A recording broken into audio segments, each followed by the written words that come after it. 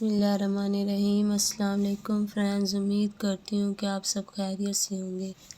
Please मेरे channel को subscribe करें और बेल के आइकन को लाजमी प्रेस करें। आज हम आपको बताएंगे कि चावलों के पानी का क्या फ़ायदा है। आपको पता भी नहीं है कि चावल का पानी क्या क्या कमाल कर सकता है।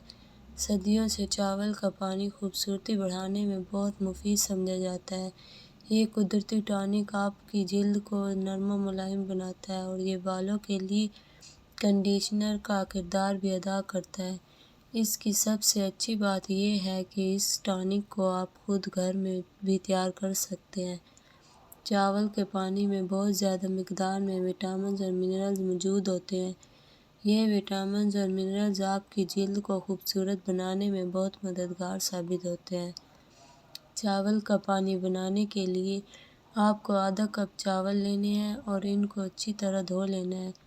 फिर चावल वाले कप में पानी डालें। इस तरह आपके कप में आधा पानी होगा और आधे चावल होंगे। कुछ देर के लिए इन चावलों को भिगो कर रख दें।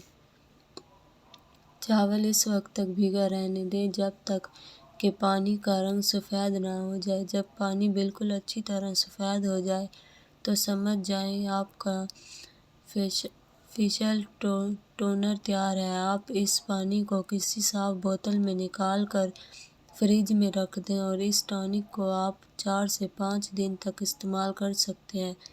आप इस टॉनिक को चावल पकाते वक्त भी तैयार कर सकते हैं। आप चावल पकाने के लिए जितना पानी इस्तेमाल कर सकते हैं उससे थोड़ा ज़्यादा पानी चावल पकने के लिए डालें। जब आपके चावल पक जाएं तो इसमें पानी निकाल लें और पानी को आप टॉनिक के तौर पर स्किन और बालों के लिए इस्तेमाल कर सकते हैं।